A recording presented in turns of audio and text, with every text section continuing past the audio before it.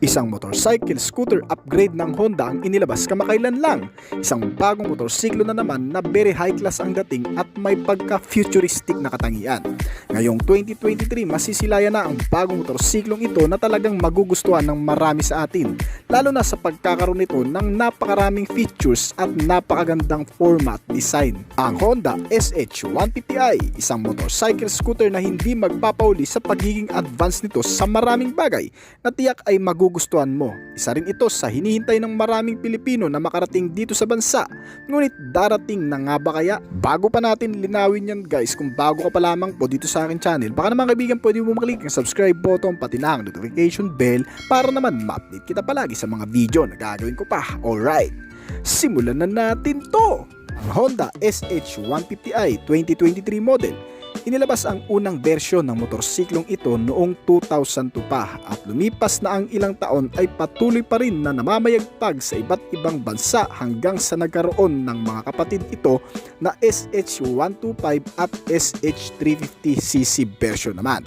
Ang pagiging premium type na disenyo na kung saan ay nagdadala ng pinaka high class na katangian na kung ikaw kasi ang magkakaroon ng ganitong klaseng motorsiklo sa ibang bansa ay iisipin na rin ng makakakita na yayamanin ka habang nakasakay dito. Malamang ang ilan sa atin ay nagtataka dahil kung iisipin ay napakasimple lang din naman talaga ng pormahan ito, na kung tutusin ay parang kahawig lang din naman ng Honda Wave 115. Pero para sa mga hindi nakakaalam guys, ay hinirang na bestseller motorcycle ng Honda sa Italy itong SH150i. Hindi lang din kasi sa format design ang magugustuhan din ng mga tao sa motorsiklong ito, kundi pati sa pagiging convenient at advanced nito sa sense of technology, na hanggang sa nakilala na nga ng ilan pang bansa sa Europa at dinala rin sa ilang bansa dito sa Asia, tulad na lang sa Cambodia, Vietnam at India.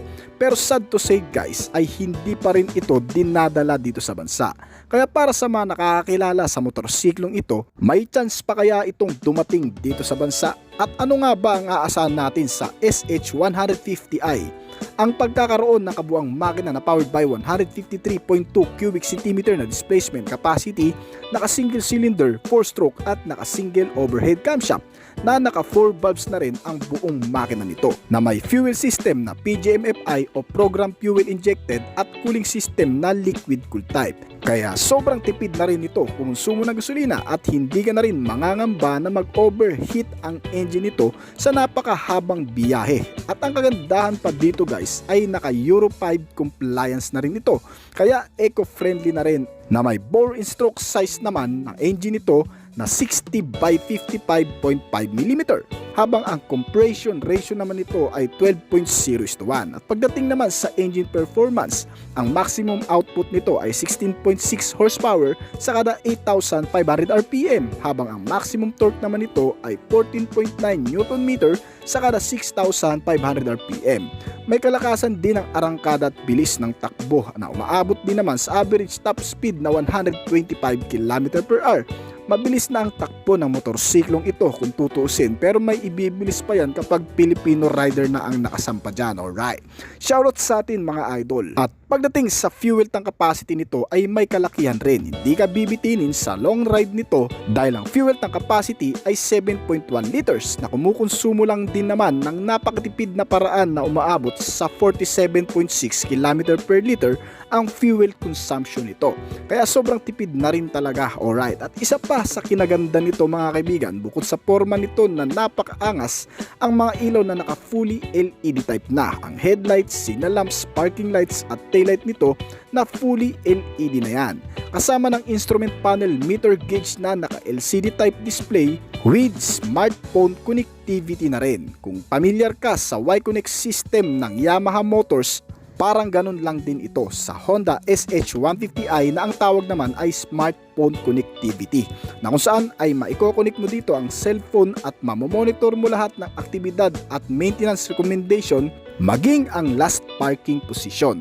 At ang kagandahan pa rito, kapag may inaasahan kang importanteng tawag, since connected ang phone mo sa sistema nito, ay mas mabilis mong makikita ang notification sa panel gauge nito na magpa-pop up kung may na-receive kang tawag or text sa cellphone mo. Alright, habang ikaw ay nagmamaneho ay very convenient yan. Dahil hindi mo na kailangan kunin pa ang cellphone mo para i-check kung may tumawag or may nag-text ba sa'yo. At hindi rin syempre dyan nawawala ang idling stop system. May engine check warning na rin ito at iba pa na makikita sa mga notifikasyon ng meter panel gauge nito. Para naman sa iba pang mga features nito, naka-keyless entry na rin ang ignition system na may kasama ng anti-theft alarm system na for security purpose naman. Ang answer back key system ay equipped rin ito. Meron na rin itong USB port charging system at malawak na compartment storage naman nito sa under seat na kasyang-kasya rin ang full face helmet. At para naman sa safety features nito pagdating sa kanyang braking system, ito ay naka-dual channel ABS sensor na rin na for safety para sa mga biglaang pagpepreno. Kaya naman ang motorsiklong ito ay advisable rin gamitin ng mga nag-aaral pa lamang mag-motorcycle scooter. Alright. May kasama na rin itong HSTC o Honda Selectable Torque Control na pangkaragdagang safety features na rin para makaiwas sa pagkadulas habang umaandar kung maidaan mo man sa matutubig na lugar o malulubak na kalsada. Maiwasan ang pagkasemplang at mapapanatili ang pagiging stable nito sa actual road riding. Alright. At ang ilan pa sa features pa nito, hindi pa rin nawawala syempre sa motor na to ang hazard light with passing light switch na rin at may emergency stop signal na rin ito na may kasama na rin side stand kill switch. Ang mga features na yan ay talagang mas magpapakampante na sa driver na gagamit ng motorsiklong ito. Kaya talagang napakasikat nito sa ibang bansa. At para naman sa suspensions nito, sa front ay naka-telescopic fork habang ang rear suspension naman nito ay naka-dual shock absorber. At pagdating sa braking system, ang front brake nito at ang rear braking system ay naka-disc type na with ABS sensor. Ang mga tires nito ay medyo may kakapalan rin sa front na may size na 100 by 80R16 habang ang rear tire size naman nito ay 120 by 80R16.